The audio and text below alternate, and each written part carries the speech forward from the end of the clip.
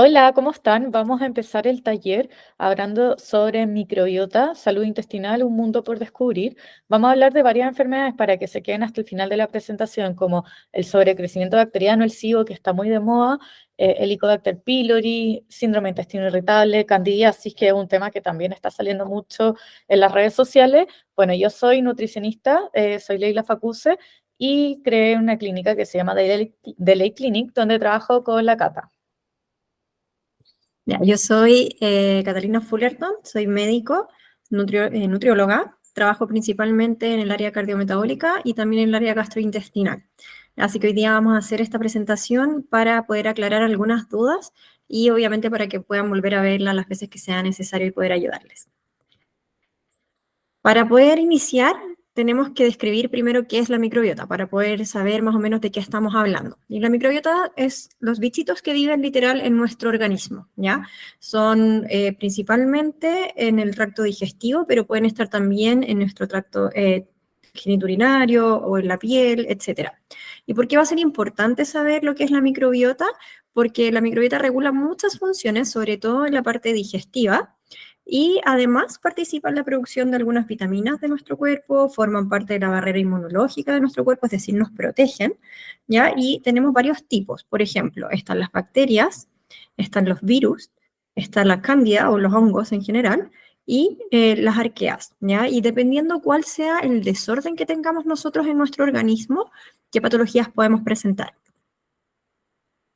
Los factores que influyen en tener una microbiota saludable son un montón. Ya aquí están nombrados varios, ustedes pueden leerlos después con calma, pero en general vienen desde nuestro nacimiento, incluso desde cómo nacemos, cómo somos alimentados desde nuestra primera infancia, hasta las elecciones que hacemos posterior frente a los usos de tóxicos, a nuestro tipo de alimentación, si tenemos o no historial de uso de fármacos, sobre todo. Antes se pensaba que era solamente los antibióticos, pero hoy en día se sabe que puede ser cualquier tipo de fármacos, sobre todo incluso el omeprazol, esomeprazol, lansoprazol, los medicamentos que usamos para el Helicobacter pylori, antiinflamatorios, corticoides, antidepresivos, medicamentos para la piel, etc. La disbiosis entonces es literal un desbalance en esta microbiota que estábamos hablando. Si la microbiota está bien, estamos en una eubiosis. Si nuestra microbiota está desordenada, estamos frente a una disbiosis. ¿Y qué puede ser un síntoma de disbiosis? Son súper como inespecíficos y va a depender qué patología está provocando finalmente esta disbiosis, ¿ya? Pero así como a grandes rasgos podemos tener problemas en nuestras deposiciones, ya sea estreñimiento o diarrea, podemos tener un aumento del meteorismo o de gases, una hinchazón grande, importante y dolor abdominal. Las relaciones importantes como extraintestinales, esto se refiere más que nada como qué otros síntomas podríamos tener que no tengan nada que ver con nuestro estómago, ya no, como todo lo otro que nombrábamos, hinchazón, dolor de guata, acá podemos tener además cosas asociadas que podrían estar avisándonos que en nuestro intestino está pasando algo, como brotes de acné, rosácea, psoriasis en nuestra piel, déficits nutricionales que van a hacernos sentirnos muy cansados, con fatiga, con sueño, dolores de cabeza, estados proinflamatorios del organismo que pueden llevarnos finalmente a desórdenes hormonales como aumento del tejido graso, resistencia a la insulina, problemas de inmunidad, patógenos externos, autoinmunes. O sea, en el fondo esta inmunidad puede estar alterada tanto como si recibimos cosas tóxicas desde el exterior o incluso desordenar nuestro sistema autoinmune y empezar a tener más expresión de problemas como tiroiditis, por ejemplo, de rinitis alérgicas, asma o enfermedades que generalmente son de nuestro propio cuerpo atacándonos a nosotros mismos. La candidiasis vaginal, las infecciones urinarias a repetición y también se ha visto últimamente una relación muy importante entre la microbiota y sus desórdenes con estados de salud mental como estados depresivos, como el Alzheimer, como problemas como del trastorno espectro autista. Algunos ejemplos importantes como de la utilización o de la importancia más que nada de la microbiota está en algunos estudios importantes como este de acá, que tiene que ver con el cambio de personas que vivían en China, Japón, que tenían algún tipo de alimentación mucho más ordenada y mucho más específica, al ser llevados a países como Estados Unidos. Y al empezar a tener una dieta basada en ultraprocesados, se vio que estas personas cambiaban su microbiota hacia un desbalance y hacia un desequilibrio que les empezó a provocar más problemas y más enfermedades. también hay un estudio muy, muy relevante, importante en nuestro país, en Chile, ya en la FALP, que tiene que ver más que nada con el efecto de la quimioterapia en algunos cánceres, sobre todo el cáncer de pulmón y el cáncer del melanoma, cáncer de piel. Entonces, hay un grupo de personas que se vio que no estaban respondiendo a la quimioterapia y otro grupo de personas con estos mismos cánceres que sí respondían súper bien a la quimioterapia y empezaron a investigar qué podía ser lo que estaba pasando y se probó a hacer trasplantes fecales entre estas personas y las personas que recibieron la microbiota de las personas que sí respondían comenzaron a tener mejor respuesta a esta quimioterapia. Es decir, así de importante es también cómo está equilibrado nuestra microbiota. Y el estudio más como conocido que existe en torno a esto es el de las ratas en torno a la obesidad, en donde también se trabajó con trasplantes fecales entre estos ratoncitos y las ratas que tenían facilidad para tener un aumento en su tejido graso, es decir, para tener una obesidad. En el fondo esa microbiota se trasplantó a ratas delgadas y comenzaron con la misma dieta a aumentar de peso. Las patologías entonces intestinales frecuentes que podemos tener, o gastrointestinales más que nada, está la Helicobacter pylori, que se encuentra en nuestro estómago, el síndrome de intestino irritable, el sobrecrecimiento bacteriano, la candidiasis, el síndrome de intestino permeable y algunas otras enfermedades que también es súper importante ir a descartar, como la enfermedad celíaca, la enfermedad inflamatoria intestinal, entre otras cosas que pueden estar pasándonos. Pero esto más que nada es lo que vamos a hablar hoy día. Muchas personas nos preguntan entonces como ya, pero ¿qué estudios me tengo que realizar? Porque en verdad vivo con estos síntomas y ya en verdad no sé qué me pasa y como que voy a doctores y como que no me piden nada. Y el resultado en general es que no hay algo estandarizado, sino que va a depender demasiado de los síntomas que tenga cada uno, va a depender de los factores de riesgo que tenga cada persona, va a depender también de qué cosas ya se ha realizado, qué tipos de tratamiento ha recibido. En el fondo, si es que los síntomas son un poquito más orientados a una Helicobacter pylori, vamos a preferir hacer una endoscopía, sobre todo frente a factores de riesgo, por ejemplo, de algún cáncer gástrico, o en personas que el cuadro pareciera ser más un problema a la vesícula, vamos a vernos más beneficiados de una eco abdominal. Si pensamos en un sobrecrecimiento, un test de aire expirado, siempre vamos a hacer un estudio completo de diarrea crónica cuando hay presencia de diarrea, y por supuesto si hay banderas rojas. Las banderas rojas son cosas que a nosotros nos hacen pensar peligro. Decimos como, chuta, esto no es un síntoma que parezca de una enfermedad buena, de una enfermedad benigna, de una enfermedad que en realidad tiene un manejo básico y fácil, sino que nos hace sospechar cosas que ya podrían tener mayor relevancia y que tenemos que ir a buscar dirigido, ¿ya? Y en esos casos generalmente los exámenes van a ser un poquito más invasivos.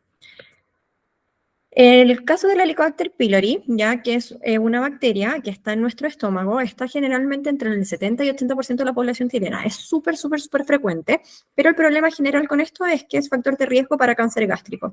¿Por qué? Porque genera una inflamación de nuestra pared estomacal constante que puede llevar a la larga a la formación de úlceras o de, en el fondo, daño del epitelio de la pared. Y ese daño va a tener que repararse. Nuestro cuerpo es súper inteligente, va a tratar de repararse constantemente, constantemente. Entonces, al tratar de repararse, estas células se van a ir dividiendo, ¿cierto? Para poder ir armando nuevamente como esta pared de manera sana. Entre más divisiones tenga una célula en nuestro cuerpo, en cualquier parte, más riesgo hay de que en alguna de esas divisiones se equivoque en nuestro material genético. Esa es la definición de por sí de un tumor, ¿ya? Cuando nuestro material genético se equivoca al dividirse y hay un pequeño error y ese error se empieza a repetir, a repetir, a repetir en las otras divisiones, eso es la descripción de una lesión tumoral, ¿ya? Entonces, ¿qué es lo importante si es que nosotros encontramos la Helicobacter pylori? Ir a tratarla y a erradicarla, ¿ya? ¿Cómo vamos a saber si tenemos la Helicobacter pylori? En general en nuestro país tenemos protocolos súper estandarizados para personas con factores de riesgo para ir a buscarlo ya sea en una endoscopía, y el test de antígenos de posiciones en general lo utilizamos más como para ver si es que se murió o no se murió el bichito, pero en algunas personas que no tienen tantos factores de riesgo se puede utilizar también para ir a buscarlo dirigidamente. Los síntomas de la Helicobacter pylori en general son súper, súper inespecíficos. Podemos incluso ser desde asintomáticos, es decir, como no presentar ningún síntoma y que tengamos la población ahí. Y por eso, en general, igual cualquier tipo de molestia, aunque sea pequeña en personas de 40 años, vamos a ir a buscar una endoscopía dirigida, hasta síntomas como un poquito más específicos, como un dolor como quemante en el estómago, como que en verdad nos arde, como que nos estuviera quemando algo, ¿ya? Podemos tener también dolores como ulcerosos, que en general la úlcera duele más que nada cuando estamos en ayuno, cuando no hemos comido mucho, o después de un par de horas después de haber comido. Y generalmente se suele ceder después de comer. Ya comemos, entonces ahí como que se nos pasa un poco, pero tiempo después de haber comido empieza a dolernos otra vez. Náuseas, no tener muchas ganas de comer, tener muchos como eructos y tener mucha hinchazón y empezar a bajar de peso. Las úlceras en general, como decíamos entonces, van a ser todo este problema mayor. Ya, si tenemos una úlcera, generalmente es un factor importante de riesgo para que más adelante se pudiese producir no solamente, bueno, el cáncer gástrico, que es lo que más le preocupa o lo que más nos preocupa a nosotros como personal de la salud, sino también situaciones de emergencia como un sangrado, una hemorragia digestiva alta. ¿Ya? La inflamación de la mucosa también nos va a demostrar gastritis en la endoscopía, por ejemplo, y esta gastritis ya en presencia de Helicobacter pylori, el tratamiento es cubierto por el GES. El síndrome de intestino irritable y el sobrecrecimiento bacteriano, entonces, que son otros tipos de patología, ya dejamos de estar hablando del estómago, sino que ya empezamos a estar en el área del colon y del intestino, ¿ya? Y aquí vamos a hablar como la diferencia entre el síndrome de intestino irritable y el sobrecrecimiento bacteriano, en que es muy importante que en el síndrome de intestino irritable, ya en general tenemos muy localizado la hinchazón, el malestar, todos los problemas como asociados que podemos tener y que van a estar con problemas con gatillantes que podemos identificar todavía. Es decir, nosotros sabemos que tenemos una presentación importante, por ejemplo, entonces vamos a tener problemas y una crisis intestinal, hinchazón, malestar, diarrea, etc. O sabemos, por ejemplo, que cada vez que comemos tal cosa nos vamos a sentir mal, entonces nosotros somos capaces un poco de identificar y de dejar de lado esos gatillantes. Sin embargo, en el síndrome, o sea, en el sobrecrecimiento bacteriano, ya no tenemos tanto esa posibilidad y esa posibilidad ya es como que nos despertamos hinchados o tomamos agua y nos hinchamos o como que un alimento que antes nos caía bien ahora nos cae mal, al día siguiente nos cae bien de nuevo, ya no tenemos esa posibilidad tan clara de ver como qué gatillante o qué cosa nos está haciendo mal. Es una como de las principales formas también de ver y tratar de diferenciarlo. Y además de eso podemos tener el problema asociado que en el intestino delgado se absorben nuestros nutrientes. Por lo tanto, si tenemos nuestro intestino delgado comprometido, vamos a tener una disminución de los nutrientes y podemos tener síntomas de nuevo inespecíficos como fatiga, cansancio, malestar, dolores de cabeza, etc. El problema aquí generalmente es que muchas veces cuando hemos consultado por estos síntomas es muy clásico que tengamos la historia de que nos dicen no, está todo bien, está todo normal, no hay ningún problema, no nos hacen muchos estudios tampoco y nos dicen seguramente es el estrés y nos empiezan como a preguntar por nuestro trabajo, por nuestra casa, cómo está todo. Y en verdad todos tenemos problemas, entonces como todos tenemos problemas, muchas veces se afirman desde ahí, nos dicen, ah, ya estrés, trabaja en tu estrés, estás mal por eso, ¿cachai? Etcétera. ¿Qué hay de cierto, entre comillas, de esto? Es que finalmente uno de los gatillantes y uno de los problemas también de desorden o de como que perpetúe esta disbiosis es efectivamente nuestro como sistema, en el fondo, nuestras emociones. Ya tenemos un sistema que tiene que ver mucho con el eje intestino-cerebro. Entonces, lo importante es que efectivamente hay una asociación. Ya tenemos ligado nuestro intestino a nuestro cerebro mediante nuestro nervio vago, nuestro sistema nervioso autónomo. Nuestras emociones sí van a tener un cambio especial, tanto en nuestra microbiota y también a la vez son gatillantes. Nuestro intestino tiene un montón de neurotransmisores, por lo tanto, todo lo que tenga que ver con liberación de ciertos transmisores también van a ser importantes en nuestra emoción. Es decir, desde el intestino modificar alguna conducta o alguna emocionalidad desde nuestro cerebro y al revés también, las emociones, etcétera, pueden provocar también distintas acciones en nuestro intestino, tener más diarrea, tener más estreñimiento, tener más hinchazón, etcétera. Entonces, a pesar de que efectivamente hay un trasfondo real, no es lo único. Entonces, no está bien solamente mandarnos a hacer terapia de psicología, por ejemplo, sino que es importante entender qué es lo que tenemos de trasfondo para poder ir a tratarlo y manejarlo de la mejor manera posible. Puede ser que parte del tratamiento sea manejar gatillantes del área emocional con alguna terapia de psicología, por supuesto que sí, pero no es lo único. El sobrecrecimiento bacteriano, entonces, es literal que cualquiera de nuestros bichos, sobre todo en el fondo las bacterias, tenga una sobreexposición, en el fondo empiece como a crecer más allá y a desequilibrar nuestra microbiota, y no solamente se quede en el colon, sino que empieza a sobrepoblar hacia nuestro intestino delgado. Cuando ya empieza a tener este crecimiento acelerado y hay una sobrepoblación en nuestro intestino delgado, estamos hablando del sobrecrecimiento bacteriano. Está entre comillas más que nada, ¿por qué? Porque el sobrecrecimiento bacteriano en sí es el aumento de bacterias, ya que sería el SIBO, ya que son estos como productores de hidrógeno o productores de sulfato. Sin embargo, podemos también tener un sobrecrecimiento de otro tipo de microorganismos como las arqueas, y en este caso van a ser productoras de metano. Y ahí no vamos a estar hablando de un sobrecrecimiento bacteriano, sino que vamos a estar hablando de un IMO, que es el sobrecrecimiento de este tipo de microorganismos, ¿ya? Que son el sobrecrecimiento de microorganismos productores de metano en particular. Y en el caso de que estemos hablando de un sobrecrecimiento fúngico, es decir, del área de hongos, entre esos sobrecrecimientos fúngicos, que sería el SIFO, ya por el tema de los fúngicos, por eso la F, está dentro de ese tipo de sobrecrecimiento las candidiasis. ¿Quién es el encargado de tratar estos problemas? Tiene que ser sí o sí un equipo multidisciplinario, porque el tratamiento es súper específico y es un tratamiento que además es largo y que requiere mucho acompañamiento, ¿ya? Porque van a surgir dudas, porque pueden surgir en el fondo, es un tratamiento pesado, entonces tiene que ser acompañado para que ojalá lo tengamos que hacer una sola vez bien, ¿ya? Y no como andar picoteando de repente indicaciones, porque eso puede llevarnos a tener aún más problemas a la larga y finalmente vamos a terminar teniendo que hacerlo de todas maneras igual.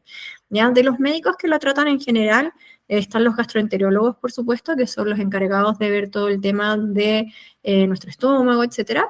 Y también los nutriólogos podemos tratar todos los tipos de enfermedades de salud gastrointestinal, hasta cierto punto en donde también nos apoyamos muchas veces de la gastroenterología.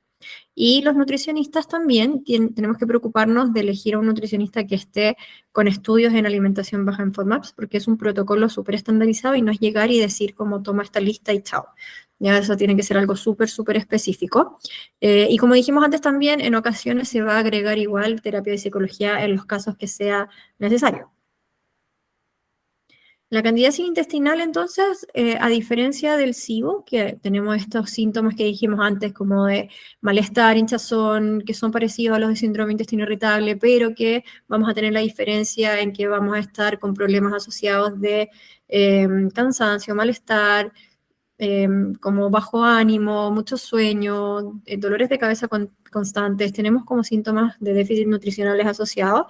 En la candidiasis intestinal los síntomas son súper, súper, súper similares al SIBO, muy parecidos, pero tienen como la diferencia, ya, o en el SIBO puede pasar también, pero una principal cosa como importante de la candidiasis es que la cándida, el hongo cándida se alimenta, ¿ya? Es una levadura que se alimenta de azúcares, por lo tanto le gustan mucho los azúcares y le provoca a nuestro organismo, o se cree que por esa razón le provoca a nuestro organismo como tener muchas ganas como de comer cosas dulces. Me pasa mucho con los pacientes, por ejemplo, que dicen, sí, a mí en realidad como que no me gustaban mucho las cosas dulces antes, como que nunca me han llamado tanto la atención y ahora último como que estoy así como con craving de dulce, dulce, dulce, dulce, dulce. Son como cosas como que antes no les pasaba y ahora de repente les empezó a pasar como de la nada, ¿ya? Además tenemos un cuestionario que realizamos también en la consulta. Se puede hacer el cuestionario formal o ya en la práctica clínica te va dando como las preguntas indicadas que uno va a ir haciendo para poder evaluar si es que hay factores de riesgo que nos hagan pensar que tal vez no es solamente un SIBO y puede haber además una candidiasis intestinal, por ejemplo. Y algunos de los factores de riesgo, por ejemplo, son el uso prolongado de corticoides o algunas enfermedades que nos puedan producir una baja de nuestra inmunidad, ya por ejemplo el VIH, o uso de fármacos como para la piel, rosácea, acné, son antibióticos que generalmente pueden ser muy pesados y que afectan mucho nuestra salud gastrointestinal. Personas también que tienen infecciones urinarias a repetición nos hace pensar en la posibilidad de tener una candidiasis intestinal y la necesidad de uso de óvulos vaginales por candidiasis vaginal constante. El intestino o el síndrome de intestino permeable en realidad tiene que ver mucho con cómo se encuentra nuestra pared del intestino delgado. Nuestra pared del intestino delgado puede estar dañada por muchos motivos, dentro de esto la misma candidiasis o el sobrecrecimiento bacteriano o por tener algún tipo de inflamación crónica o tener alergias alimentarias. En el fondo el síndrome de intestino permeable es un daño a nuestra pared del intestino delgado que puede estar producido por múltiples causas, ¿ya? Las células de nuestro intestino delgado en general deberían estar pegaditas siempre, ¿ya? Y solamente separarse un poquito para dejar pasar alimentos, para dejar pasar nutrientes hacia nuestro torrente sanguíneo, ¿ya? Entonces, todas las cosas que nos sirvan, que nosotros estamos ingiriendo, estas células se van a separar un poco mediante una proteína, ¿ya? Esa proteína nos va a servir como señalizadora y va a decir, mira, si esto sí sirve, entonces sepárense un poquito para dejarlo pasar a nuestro torrente sanguíneo. Y al revés, cuando es una toxina o algo que en verdad no nos sirve o algún potencial daño, las células se vuelven a juntar y no lo dejan pasar. ¿Qué es lo que está sucediendo en un síndrome de intestino permeable? Estas células ya no tienen esa capacidad de elegir cuándo estar pegaditas protegiéndonos y cuándo estar separadas, sino que están como abiertas todo el tiempo y dejando un espacio libre para que pueda atravesar cualquier cosa. Lo que está aquí pintado en esta diapositiva en verde es un sistema de inmunidad que tiene nuestro cuerpo pegado a nuestro intestino y que es especial para protegernos de esto. En el fondo, si por a veces motivo pasan toxinas que no deberían estar cruzando la barrera de nuestras células, de nuestra pared intestinal, y pasan igual, este sistema nos va a proteger y va a decir, hey, aquí hay algo raro, tenemos que tratar de proteger que no llegue ojalá a nuestro torrente sanguíneo o que llegue en menor medida. Y las células que se ven aquí como en celeste son unas células que son encargadas de ir a avisar más lejos, es decir, agarran esta toxina que pasó, la tratan de identificar o de sacar algún pedacito para poder ir a mostrársela a los centros de inmunidad más importantes, es decir, como a nuestros linfonodos, en donde están acumulados todos nuestros como linfocitos que se van a encargar de nuestras defensas, van a llevar esta información y le van a decir, le van a presentar en el fondo un pedacito de lo que nos está atacando y todo nuestro sistema se va a empezar a defender a nivel sistémico, es decir, no solamente localizado en el intestino, o sea, ya no vamos a tener una inflamación solamente en el intestino. Recordemos que la inflamación, como en un instante, una inflamación localizada, momentánea, es un mecanismo de defensa. Nuestro organismo está inflamado porque está llegando mucha ayuda, porque está aumentado nuestro torrente sanguíneo. En el fondo, la inflamación, por el momento, no es algo malo ni negativo, sino que es una señal de que el cuerpo se está defendiendo de algo. El problema es cuando esa inflamación es crónica, ¿ya? Entonces va a ir a avisarle ahora no solamente a la parte intestinal, sino que nos va a aprender todo nuestro sistema inmune total, de todo nuestro organismo, para avisarle que algo nos está atacando. Y ese algo que nos está atacando pueden ser cosas que antes o no deberían ser consideradas muchas veces malas, por ejemplo, algunas comidas, etcétera, y empezamos a crear intolerancias a algunas comidas, alergias a algunas comidas a la larga, sensación de baja o de reacciones más fuertes frente a alimentos que antes no nos hacían mal, por ejemplo, ¿ya? Y problemas autoinmunes, como habíamos comentado al principio de la presentación. La inflamación crónica de bajo grado constante, además, es precursora de problemas cardiovasculares, de problemas como insulinoresistencia, de aumento de tejido graso y de otros problemas asociados. Entonces vemos cómo un problema en nuestra salud intestinal puede desencadenar más adelante problemas en todas nuestras áreas. Los síntomas también lo mismo, son súper inespecíficos, se comparten más o menos los mismos entre el colon irritable, entre el síndrome, o sea, entre el sobrecrecimiento bacteriano, ¿ya? Pero también podemos tener problemas como diarrea, estreñimiento, déficits nutricionales, fatiga, confusión, estar más desconcentrado, los problemas de la piel, dolores articulares, inflamación, etcétera, ¿ya? Y el tratamiento en general, aquí va a depender cuál de todas estas patologías son las que tenemos, ya va a depender si es que tenemos un síndrome de intestino irritable, si el síndrome de intestino irritable tenemos que identificar nuestros gatillantes, ir a atacar el gatillante como específico. Si tenemos un SIBO, tenemos que usar antibióticos siempre, idealmente sí.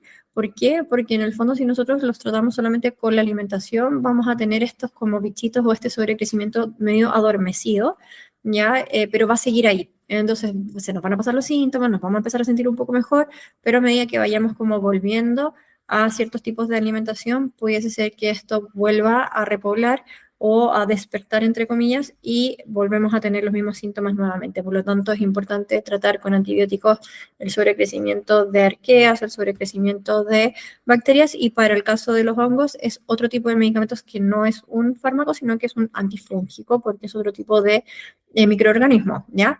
Ahora es importante también que me ha pasado a veces que llegan pacientes que me dicen que les dejaron el tratamiento sin hacerles ningún estudio. Esto no es recomendable porque estamos hablando que el problema inicial es el sobreuso de fármacos, el sobreuso de medicamentos sin diagnósticos claros. Por ejemplo, típico que me duele la garganta, me voy a tomar un antibiótico porque tengo una amigdalitis, y generalmente las amigdalitis no son bacterianas, entonces no necesitamos esos antibióticos, y en ese paso nos estamos echando a perder nuestra microbiota. Este caso, a pesar de que sean medicamentos que van orientados a mejorar nuestra microbiota, si llegamos y los tomamos, así porque sí, imaginémonos que teníamos solamente una candidiasis y empezamos a tomar antibióticos para un sobrecrecimiento bacteriano, y dijimos que los síntomas eran súper similares, entonces es difícil llegar y decir, ah, sí, lo tuyo era un SIBO, nomás te damos los antibióticos y se te echa a perder más todavía tu flora, o sea, tu microbiota hacia otro ámbito. No tiene sentido, vamos a estar matando bacterias que sí necesitamos a ciegas porque no sabíamos cuál era el diagnóstico correcto.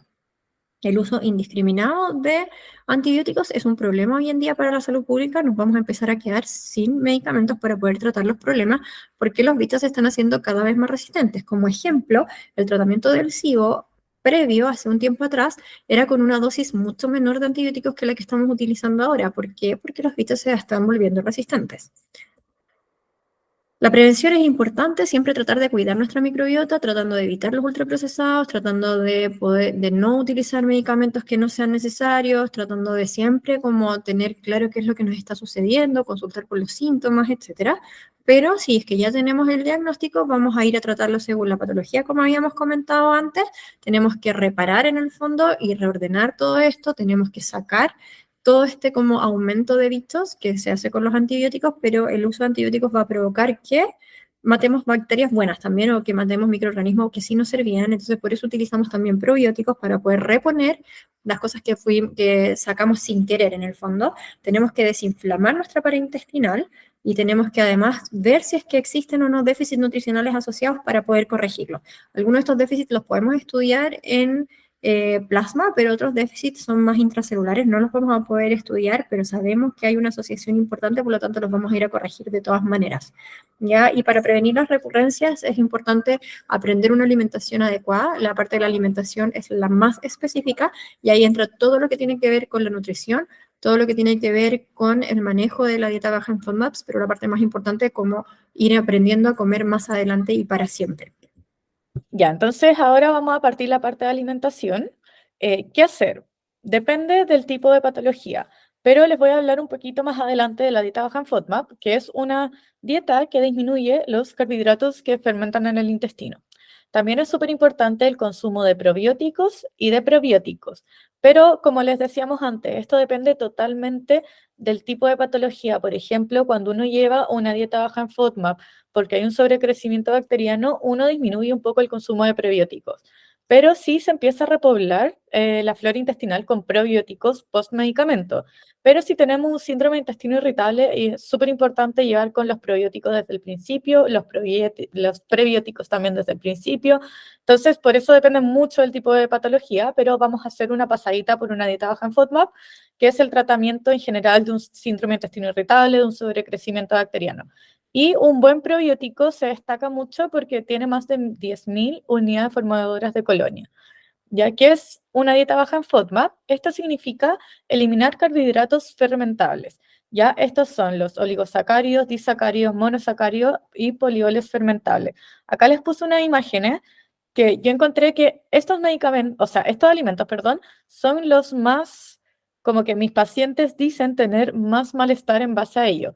Cuando no hay un diagnóstico claro, yo suelo dejarle a mis pacientes una pauta como más tradicional, porque ustedes saben que cuando hay un trastorno como un SIBO, la pauta se vuelve un poco restrictiva, en Candidiasis lo mismo. Entonces uno suele dejar una alimentación normal, pero con algunas restricciones y como diciendo como esto te puede estar inflamando un poco por mientras te sacas los exámenes, intenta disminuir el consumo de algunos alimentos para sentirte un poco mejor. Ya dentro de eso está el ajo, la cebolla, por eso se los quería nombrar, el trigo, los lácteos, sobre todo por la lactosa, las legumbres, el café y la cerveza, ya principalmente por la cantidad de cebada que tiene, que esto sería como un derivado del trigo. Entonces, estos alimentos son los que generan más malestar mientras no tengan un diagnóstico claro, que obviamente uno lo recomienda que vayan a hacerse los exámenes para obtener un diagnóstico, no llegar y tratar como muchas veces pasa en distintas como situaciones, sino que disminuir un poquito el consumo de esto para que te sientas más cómoda, para que no sé, puedas como vivir tu día a día mucho más cómoda, puedas hacer ejercicio, porque hay gente que ni siquiera puede hacer ejercicio. ¿Se escuchan los perros? No te escucho. Voy a cerrar la puerta.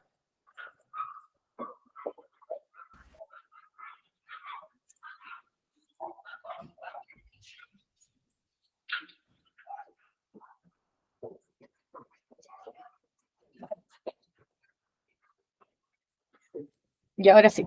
Ya, ahora sí se escucha menos, sí. Antes se escuchaba un poquito. ¿Te Ya. dejo esa o la anterior? No, eso nomás. Ya. Y como les decía, mejorar como su sintomatología hasta poder obtener el resultado de los estudios y llevar el tratamiento en particular. Ya que qué importante en una dieta baja en FODMAP leer el etiquetado, porque hay muchos productos que tienen todos estos ingredientes en los alimentos que sí producen mucha fermentación y producen todos estos malestares.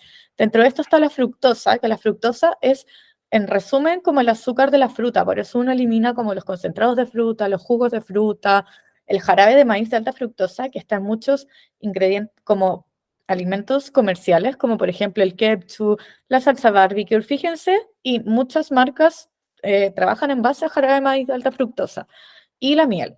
Ya los fructanos es un tipo de fibra que está la inulina y el fos. Por ejemplo, cuando hay un sobrecrecimiento bacteriano, los probióticos uno tiene que fijarse súper bien que no tengan fos ni inulina, porque eso aumenta mucho la fermentación en el intestino. Y también está en el trigo, cebolla, ajo, por ejemplo.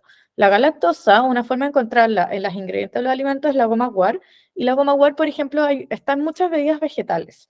Ya ahí uno recomienda las bebidas vegetales más naturales y no las que están llenas de ingredientes, porque hay muchas muy llenas de ingredientes como totalmente innecesarios, solo para el espesor, sabor, consistencia, etcétera.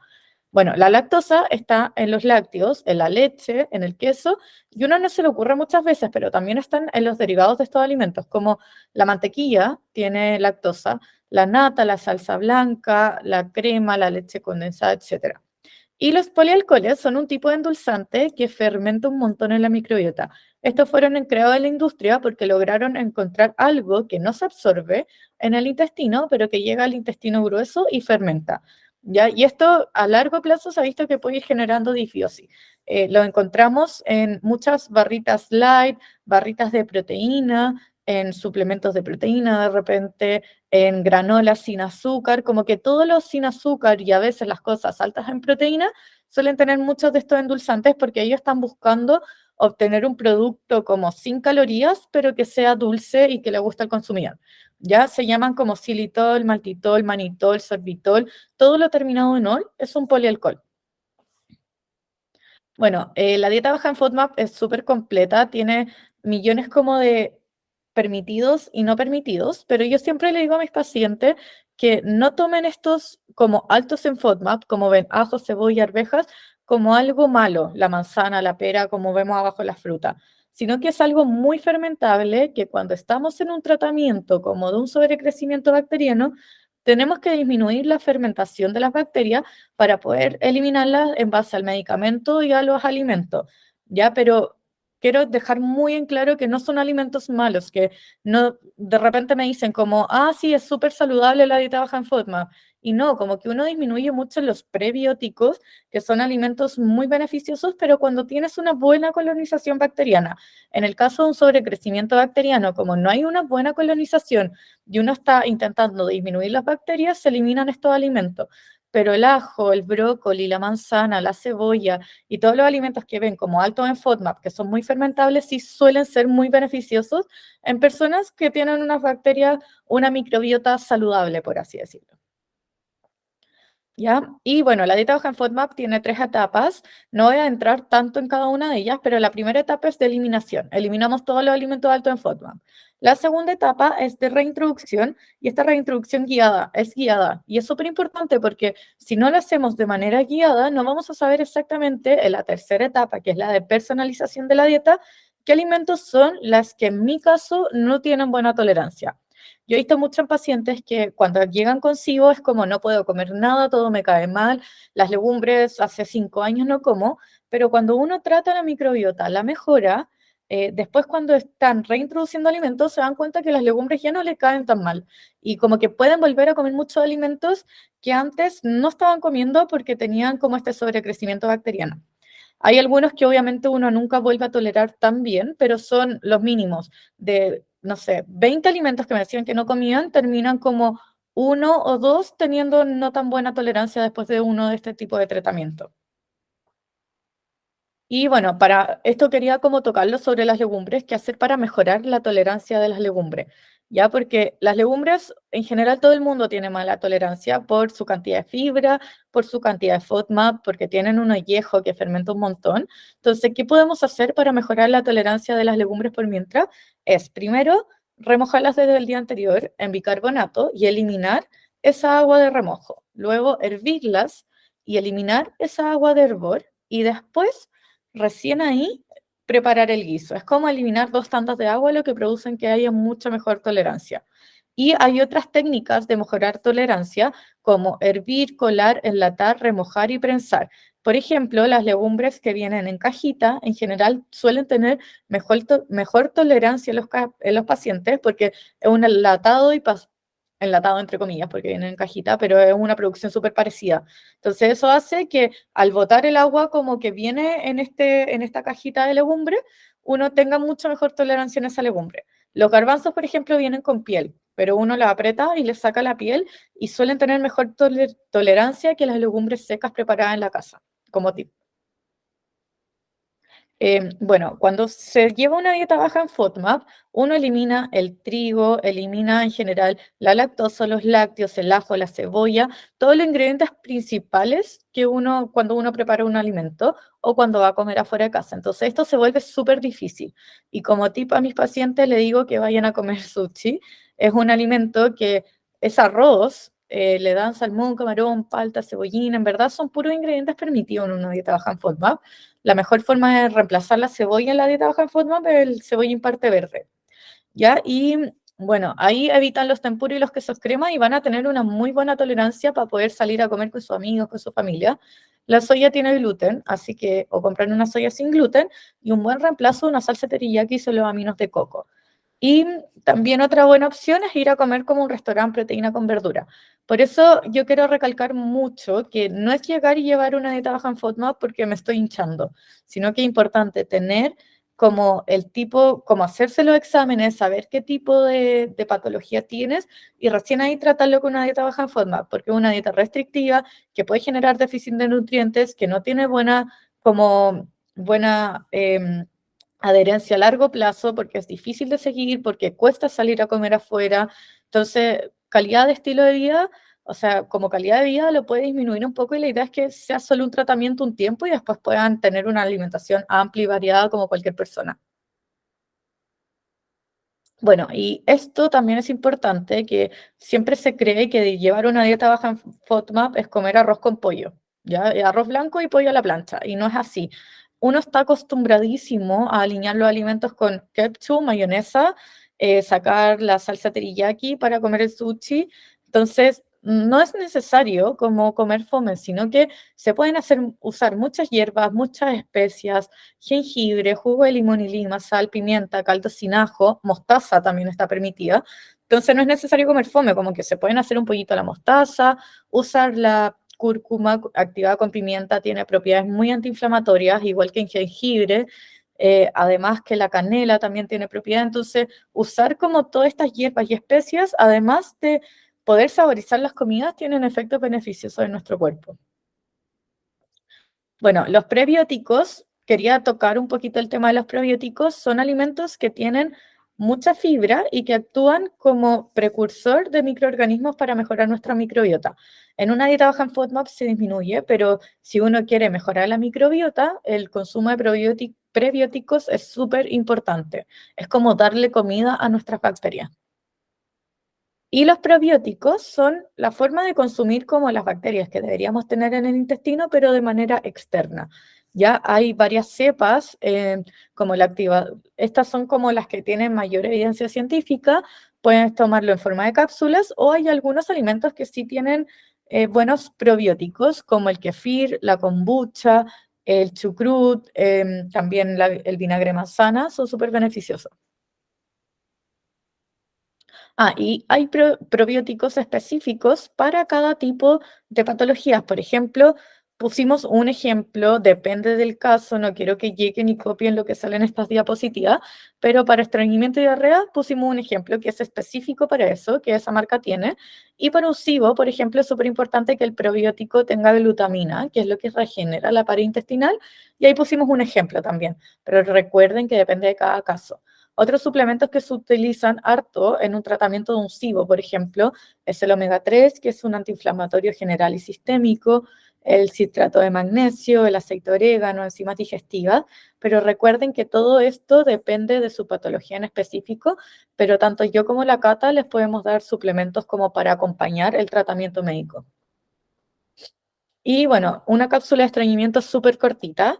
Es cuando uno está estreñido en general, tiene mayor riesgo de desarrollar SIBO por el sobrecrecimiento bacteriano que se puede producir en el no avance como de estas deposiciones. Entonces, tres pilares fundamentales que siempre les repito. Correcta hidratación, el intestino es un tubo. Si ese tubo no está hidratado, nada va a avanzar por ese tubo. El ejercicio ayuda mucho a la motilidad intestinal, que esto es el movimiento del intestino, tanto externo como interno, y hace que todo avance por ahí. Y la fibra, los probióticos, como estábamos hablando. Ya los probióticos son un tipo de fibra que ayudan al avance en el intestino y la fibra fermentable. Hay dos tipos de fibra, fermentable y no fermentable. La no fermentable es la que nos ayuda a que todo avance rápido y la fermentable es la que absorbe un poquito de agua, forma un gel y ayuda a que esto avance. Dentro de la fermentable está chía, linaza, la avena, es muy buena fuente de fibra fermentable, la zanahoria y el psyllium, ¿ya? Que el psyllium es el que se usa en un sobrecrecimiento bacteriano. Y dentro de la no fermentable es como todos los alimentos integrales que uno suele conocer, como el pan integral, arroz integral, tallerín integral, como algo que haga avanzar rápido como las deposiciones en nuestro intestino. Y bueno, esto me lo preguntan siempre, por eso lo quise agregar, como qué tipo de endulzante puedo usar si estoy en el tratamiento sobre crecimiento bacteriano. Y yo en general estos son los endulzantes que recomiendan población general porque encuentro que tienen mejor como evidencia científica y son más beneficiosos para el organismo. La stevia, que es 100% natural, que viene de una hojita, ya la stevia puede ser tanto en polvo como en líquida, ahí puse las dos opciones. Y bueno, en muchas stevias que uno ve en el supermercado, fíjense en los ingredientes porque uno lee por atrás y tiene sucralosa, tiene maltitol, tiene jarabe de maltitol, así que fíjense un poquito más allá en el tipo de stevia que están comprando. Con la stevia es difícil endulzar una receta porque habría que echarle prácticamente el frasco completo un queque. Y para eso está la lulosa como buena recomendación. Ya ahí hay algunos ejemplos que están líquidos, hay sirup de alulosa, así como para ponerle arriba un porrito de avena, por ejemplo, y hay alulosa en polvo, lo mismo. Fíjense en los ingredientes, porque yo he visto alulosas que tienen maltitol, por ejemplo. Ya, así que hay que fijarse en los ingredientes que sea lo más natural posible. Y este rojo que está ahí es alulosa con frutos del monje, que el fruto del monje también se ha visto que es un muy buen endulzante últimamente. En Chile lamentablemente no existe mucho, como que yo no he encontrado muchas marcas que lo tengan, pero esta es una mezcla de alulosa con fruto del monje y que queda mucho más dulcecito, como si le gusta para el matcha, el mate, el té, el café, etc. Y bueno, el vinagre manzana tiene muchos beneficios. Se ha visto que puede tener algún beneficio en la microbiota, pero lo que principalmente se ha estudiado es que tiene un beneficio en el aumento de la glicemia postprandial, como que es el aumento del azúcar en sangre, por decirlo de una manera simple, después del consumo de un alimento alto en carbohidratos. Y acá hay una comparación como de dos pastas carbonara, con una sin consumo de vinagre manzana y otra con consumo de vinagre manzana. Y si se fijan en el gráfico de abajo, aumentó mucho menos la glicemia y en consecuencia obviamente la insulina después del consumo de vinagre manzana previo a la comida. Y esta es una buena estrategia para resistentes a la insulina, para diabéticos y para cualquier persona que tenga un trastorno del metabolismo de la glucosa. Bueno, y más o menos esta es la presentación, espero que les haya gustado. Yo y la Cata estamos trabajando juntas en The Lake Clinic, así que ahí les vamos a dejar el Instagram para que lo puedan seguir. Le estamos subiendo constantemente actualizaciones sobre estos temas. Y no sé si la Cata quiere decir algo. No, o sea, como lo mismo que tú, en verdad, súper invitados a que puedan dejarnos sus dudas, vamos a estar siempre contestando, tenemos el grupo WhatsApp también, en donde tenemos mucha información que se está compartiendo constantemente, actualizaciones, con Leila siempre nos estamos como preocupando de mantenernos como súper actualizadas de todo lo que está pasando en el área gastrointestinal. Felices también tenemos un pack entre las dos de tratamiento, también pensando en lo mismo, en que el tratamiento tiene que ser como como interdisciplinario, si no nos sirve una persona que les diga yo te voy a ver todo, probablemente no lo va a abarcar de buena manera, así que ojalá que siempre confíen más en un equipo médico bien consolidado, un equipo de profesionales de la salud, más que en una persona que trate de venderles todo junto. Bueno, entonces muchas gracias por ver y cualquier cosa nos dejan las preguntas en los comentarios.